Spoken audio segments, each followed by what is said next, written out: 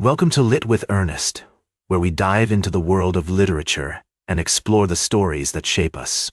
Today, we're talking about Harper Lee's classic novel, To Kill a Mockingbird. Published in 1960, this Pulitzer Prize-winning book has become a staple of American literature, and its exploration of racial injustice, tolerance, and the loss of innocence continues to resonate with readers today. To understand the significance of To Kill a Mockingbird, it's essential to consider the historical context in which it was written.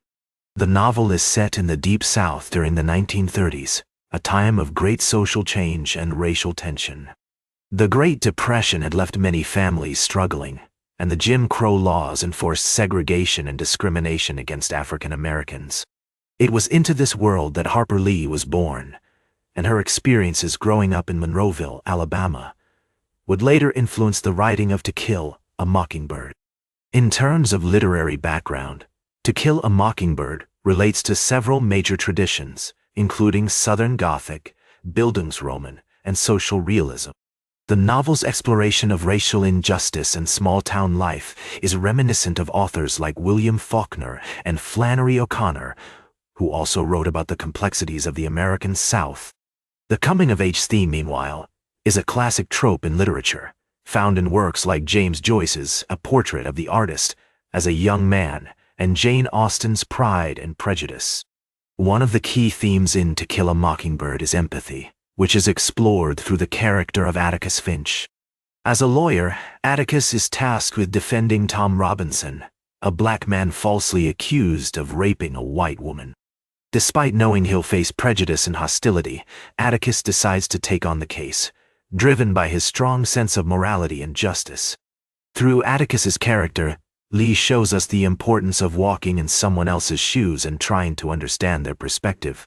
This theme is echoed in the novel's title, which refers to the idea that killing a mockingbird, a harmless creature that brings joy and beauty to the world, is a senseless act of cruelty.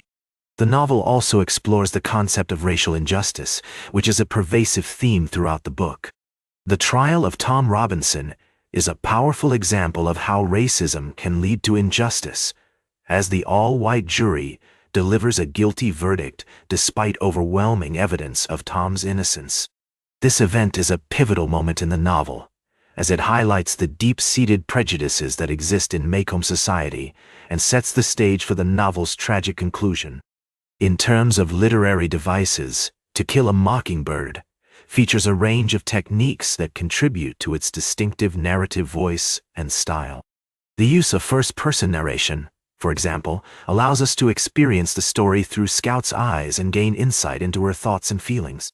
The novel's structure, which is divided into two main parts, also contributes to its sense of pacing and tension, as we move from the relatively idyllic world of childhood to the harsh realities of adulthood.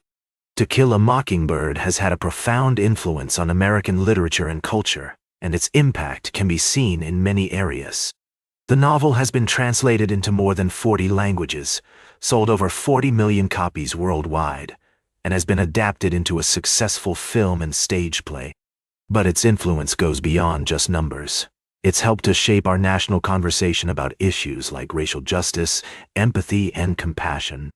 For example, the novel's exploration of racial injustice and prejudice has inspired countless works of literature, art, and music that continue to challenge and subvert dominant narratives around race and identity.